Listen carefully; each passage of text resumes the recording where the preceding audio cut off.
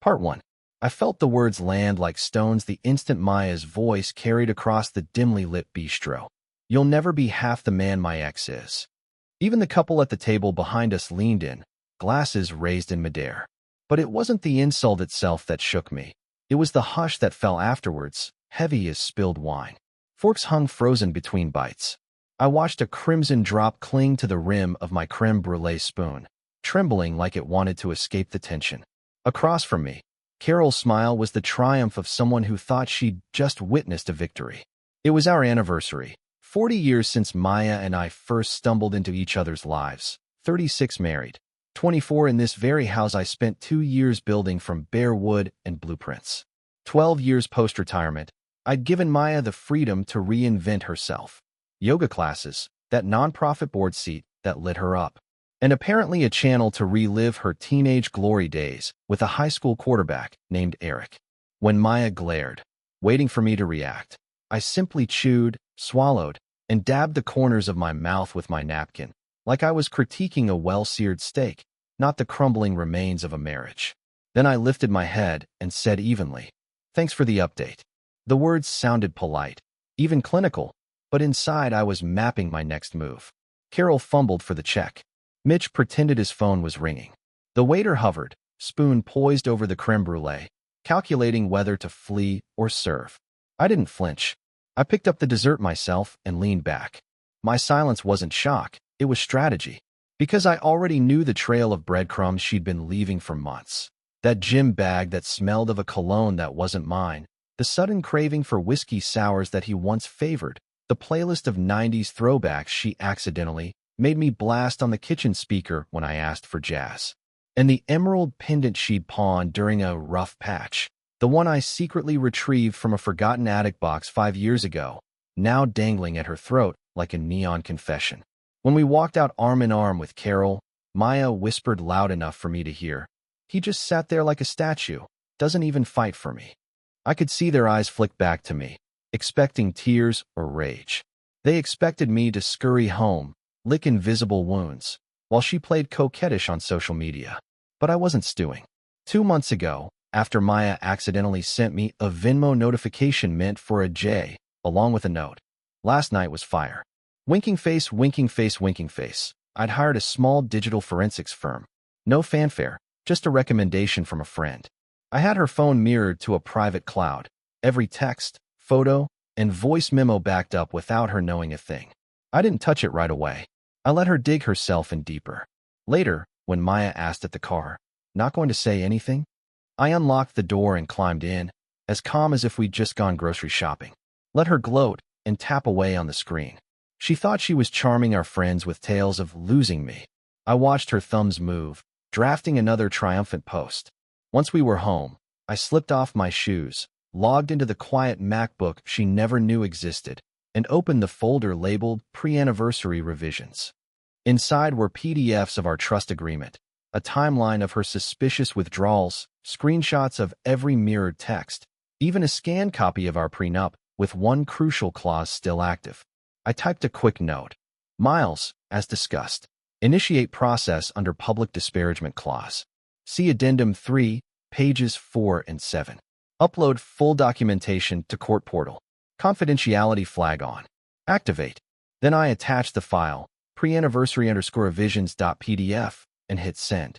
There was no fanfare, no fist pump, just the hush that follows a trap snapping shut. Maya was giggling with Lauren over FaceTime in the kitchen, recounting her toast like it was some sort of victory lap. I walked in, made coffee, and stood by the counter long enough to catch her reflection in the window, so pleased with herself, so utterly unaware. 20 minutes later, my first message hit the family group chat. He just sat there like a loser. 3 laughing emojis. A gif of a bored cat. And Maya's selfie under the chandelier, me mid-bite in the blurry background, captioned, "Guess he thought we were still in love." Almost everyone chimed in. Carol, Lauren, even Marcy, her cousin who once sobbed on our couch after a breakup. Now she was all in on the punchline. I didn't confront her. I didn't yell or slam a door. I simply walked past her, adjusted the thermostat down a few degrees. She always turned it up with cheap wine, and returned to my office. The court filing confirmation arrived. Emergency review approved. My lawyer's signature was already on the documents. By the time Maya took her third celebratory sip, her safety net was gone. She didn't just humiliate me, she dismantled her own future. I watched her phone buzz again with replies. In her triumph, she didn't notice that the real dessert had already been served, and I'd swallowed every last bit of it. Part 2. My ears picked up the soft click of a notification at 1:17 a.m., and with it, Maya's laughter floating through the thin plaster walls. It wasn't the same raucous cackle she'd unleashed at dinner. This was that low, secret chuckle she used to share over inside jokes or in the dim glow of our bedroom, the one that used to send a thrill through me. Now it cut right through my dignity. I pulled up the family finances on my laptop. The joint checking account where she'd splurged on those designer heels last week was now frozen by court order, flagged for reassessment. The credit card she brandished to shame me in front of our friends became the very hammer I wielded. Public humiliation turned legal ammunition. She thought she'd cornered me with shame. Instead, she handed me the silence that speaks louder than any outburst. Maya's words echoed, "Wish it were you I came home to." A black heart emoji glowed on her screen. That text had come with a grainy selfie of me staring at my creme brulee, her friends' faces blurred behind me. She'd cropped out half the frame, but I'd mirrored every iCloud backup, legally, with a secondary device trick an IT buddy showed me after his own divorce nightmare. Nothing illegal, nothing shady. I created a discrete Apple ID clone, let every photo, message, and live image flow into my private cloud, timestamped and ready. I clicked download on the do.zip archive. Every message, every photo she deleted seconds after sending. When Jared popped up again, I wasn't surprised. The J from that bungled Venmo meant for Janet turned out to be Jared, the guy who used to pour drinks at that seaside resort we honeymooned in 15 years ago. She told me she ran into him at a yoga retreat off the grid, except his landscaping business turned out to have more bars of reception than our marriage ever did. Their teen-year fling reanimated itself into midlife fantasy, complete with late-night murmurings like, "You were always better in bed," timestamped at 1:21 a.m.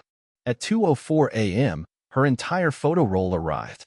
Selfies from last weekend's girls-only getaway where her friends showed off tattoos that spelled warrior and calloused hands that looked nothing like mine. One shot at Jared shirtless, a champagne bottle in hand, while Maya pouted like she was back in high school. I labeled it DSCN_1434, lazy, predictable, and forwarded the lot to Miles, my attorney, under supplemental materials, disparagement and adultery. No rancor, no commentary, just cold, hard evidence.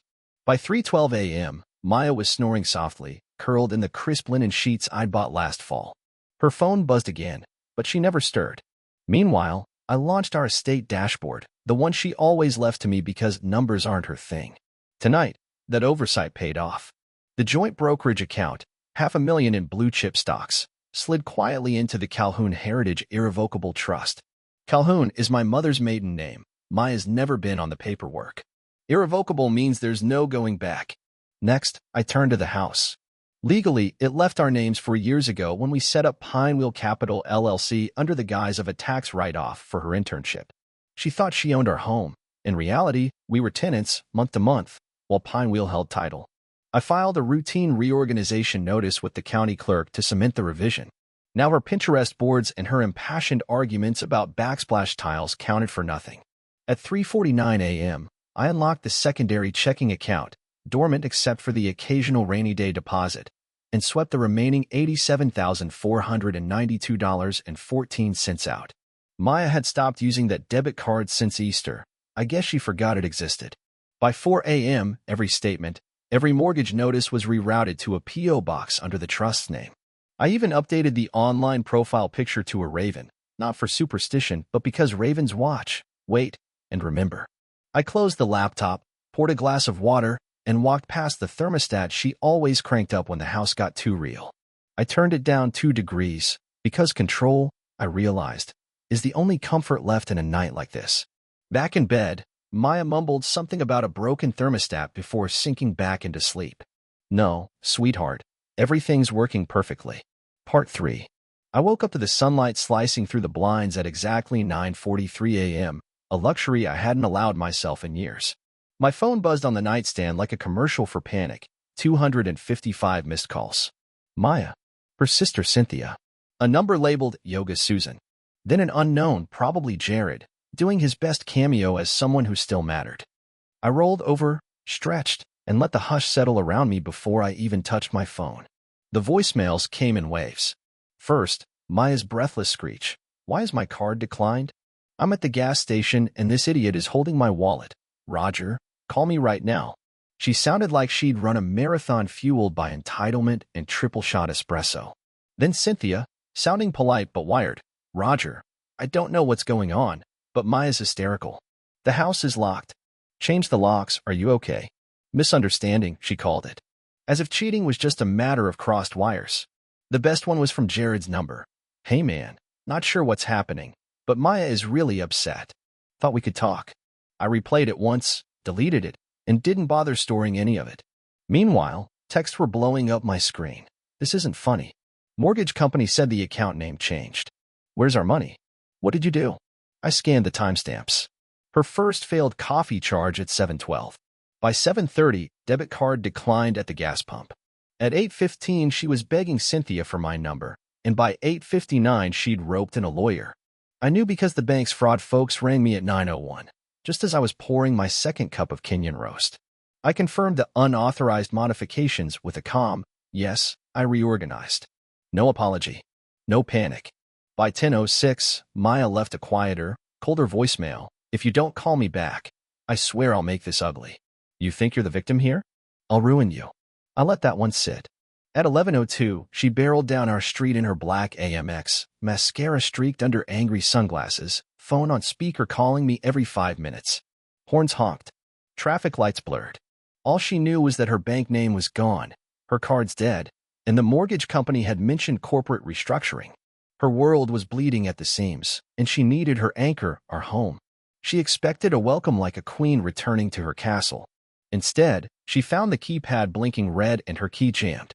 She rapped her knuckles until they stung, then huffed at the garage door, now controlled by a panel she'd never seen before. Panic set in raw, urgent.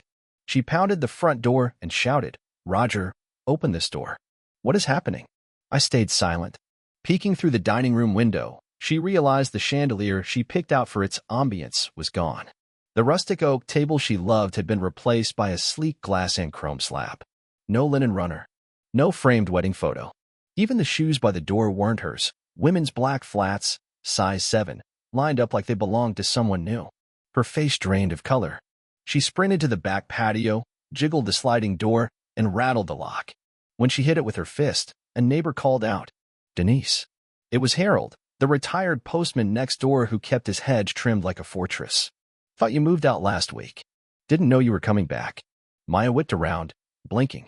"What are you talking about?" "There's a new tenant, young woman with curly hair. Been here since Thursday. Nice place, isn't it?" He gave me a friendly wave across the driveway. "Welcome home." Maya turned back to the house, staring at the new welcome mat.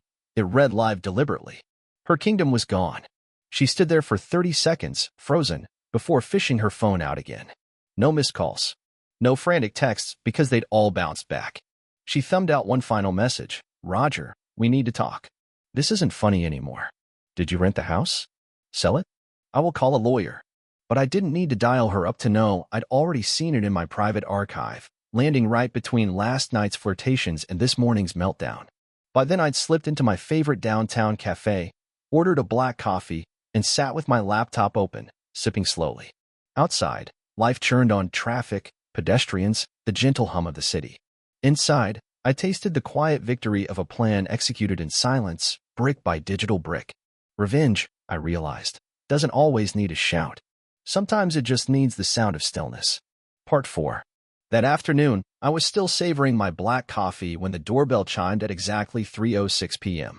I looked down at the lease agreement sprawled on the table, the 12-month term, paid in full, tenant, Claire Harper. My niece, fresh out of law school, rock-solid credit, zero tolerance for drama. Our old house hadn't disappeared. It simply belonged to someone else now. And Maya? She was outside the story she'd tried to write, locked out of the only home she ever thought she could trash and still claim. Cynthia, Maya's sister, opened the door in her robe, one hand clutching an empty mimosa glass. A courier stood there, clipboard gleaming, motionless in his brown uniform. He popped his stylus, waiting. Maya barreled down the hall, phone still glued to her ear, mascara smeared into tiger stripes. She looked like she'd sprinted through legal limbo. "Sign here," the courier said, handing Maya the pen without a word. She scribbled on the line without reading. Maybe she thought it was an apology letter or a settlement offer tucked between flower petals, as I used to deliver when we were 25. Instead, she found an envelope thick enough to echo like a judge's gavel. Inside, the first document declared marriage nullification via trust dissolution. Not a polite divorce petition. A formal declaration severing her claim on every asset held in the Calhoun Heritage Trust. Irrevocable. No appeals. The next page was a stamped court order. Ownership transfer complete. The house, once ours, was legally Claire's. Maya's name had vanished from every title and account, acknowledged by the bank itself. Suddenly, she held the envelope like it was charged with acid. On the third page lay a cropped screenshot of her phone. My blurred face leaning over creme brulee. Message bubble reading. "Guess who I humiliated tonight?" 5th grade level photo evidence of her staging our dessert date for Jared's private amusement. Then, at the very end, a single handwritten line in my steady script. "This isn't about him. This is about you not seeing me." No signature, no flourish, just the truth wrapped in silence. Maya sank onto the couch, the courier slip crinkling beneath her fingers. Cynthia hovered, confused. "What is this?" she asked once, twice. Maya only stared, pale and uncomprehending, as if the papers themselves had knocked the air out of her lungs. That evening, I met Maya at the cafe we used to frequent. I took my seat, black coffee in hand. The decor was bland, no shared memories, just neutral walls and soft jazz. Maya arrived late, sunglasses masking her eyes, blouse wrinkled as if, like her composure, thrown on at the last minute. She sat opposite me, arms crossed like a shield. "I have no idea what this is supposed to prove," she snapped. I lifted my mug, took a slow sip, and slid the folder across the table with calm fingers. "Open it," I said. She flipped through the pages. First, a timeline of every suspicious bank withdrawal she'd made, hotel stays, ATM hits in cities she told me she'd never visited. Next, a map of GPS pings linking her phone and our car to odd locations, pulled from an old insurance login she never updated. Then, 6 weeks' worth of stills from a private investigator, snapshots of her kissing Jared in a Holiday Inn parking lot, 2 hours before she claimed a friend's health emergency. Another photo showed her checking into a lakeside Airbnb with one queen bed, timestamped precisely when she said she'd been at yoga. Finally, her own text printed and highlighted. "You were always better in bed. Wish it were you I came home to." Maya's hand shook so hard the pages fluttered. She searched for a line that might excuse her, spin the story back in her favor, but found none. "I planned for this," I said, voice low enough for only us to hear. "This wasn't luck. I collected every receipt." She pushed the folder away like it stung. "You could have talked to me," she whispered. "We have history." I leaned forward, my smile quiet but precise. "You had a choice, partnership or performance. You chose the stage. This is your closing act." She folded her arms tighter, eyes glistening. "So what now? You want an apology? A confession?" Her voice cracked as she said it. I stood, picked up my coffee, and shook my head. "No, I'm just the man holding the receipts." With that, I walked out, leaving Maya alone with the echo of her own choices. Part 5. I pushed back my chair and stood, letting the weight of the folder settle on the table between us like a verdict. Maya didn't move, didn't scream. For the first time in months, she was utterly still. Every sheet of paper felt heavier than the last, each line another reminder that the game she thought she was winning was over. "I got what I wanted," I said quietly, my voice low enough that even the cafe's gentle jazz couldn't carry it. "Peace." Then I slipped past her without another word. The next morning, at exactly 8:03 a.m., her inbox pinged. Subject: mandatory mediation appearance. No all-caps fury. No threats, just a date, a time, and an uptown address stamped confidential. She forwarded it to Cynthia with a flippant, "He's at it again," and promised to show him when she showed up in sky-high heels and armor-like makeup. Inside the glass tower, the lobby smelled like recycled air and ambition. Maya stepped through the doors as though she owned every marble tile, though her phone buzzed with frantic messages that echoed in her eyes. In the conference room, a stone-faced receptionist pointed her down a hallway lined with polished brass plaques. A tall man in charcoal whisked her inside, closed the door, and flicked on a flat screen. The first clip froze on her face from our anniversary dinner, crimson lipstick smudged at the corners, a triumphant curl at the edge of her lips as she toasted Jared with Carol's champagne. Then her own voice crackled through the speakers. "You'll never be half the man my ex is." The room was silent but for the hum of the projector. She blinked at her reflection, jaws opening and shutting like a startled fish. Next, the video shifted to a hotel lobby. There she was, leggings clinging, sunglasses too large, hand pressed against Jared's chest as she checked in. Then a quick cut to the bar, his palm resting on her thigh, her laugh bright enough to cut glass. The lawyer, sharp in a navy suit, clicked the remote, pausing on her kissing Jared outside a rental car at dawn's gray light. "I believe you called these girls weekends," he said, voice as controlled as the footage. Maya teetered, eyes widening as the walls closed in. "Violation of the moral conduct clause in your prenup," he continued, sliding a folder toward her. "And misuse of joint assets to fund these activities. Bank statements and hotel invoices are all admissible." Her mascara cracked, tiny black rivulets tracing tears she wouldn't wipe away. On the final page lay her own texts, highlighted. "You were always better in bed. Wish it was you I came home to." She jerked her head up, lips quivering. "You can't do this." He wouldn't go public. The lawyer met her gaze. "I'm not here to prove what he will do. I'm here to ask if you prefer he didn't." He opened a briefcase and set down 2 pages printed on heavy stock. Terms of settlement. Waiver of spousal support, no claim to the house, return of personal belongings, and a one-time severance from the trust. Sign here. Maya stared at the pin hovering above the line, as though the slightest movement might shatter glass. Finally, she signed. The lawyer packed away the papers without a word. Later, in the courthouse lobby, I leaned against a marble column. No tie, no briefcase, just one cream-colored envelope in my hand. Maya stormed in, her heels clicking like warnings. She wore black as if mourning her reflection. Mascara had reappeared in jagged strokes under her eyes, and her blouse hung limp, as though it had given up fighting wrinkles. She rushed over, gripping the envelope as though it might bite her. "Roger, please," she said, voice trembling on the edge of collapse. "Can we just talk?" I unfolded the envelope and handed it to her. Inside was a single page. Final agreement. Executed. Signed. Filed. Irrevocable. No flourish, no apology, just a line in gray ink at the bottom. Some endings aren't loud. They're clean. Maya's breath caught. She whispered, "I never meant it like that." Her words spilled faster now. I was angry, drunk, and I didn't. I watched her script unravel. For once, she was stripped of every audience, every smirk, every staged moment.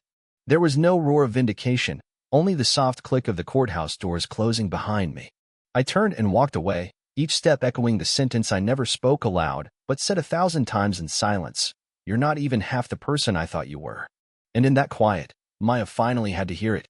The end.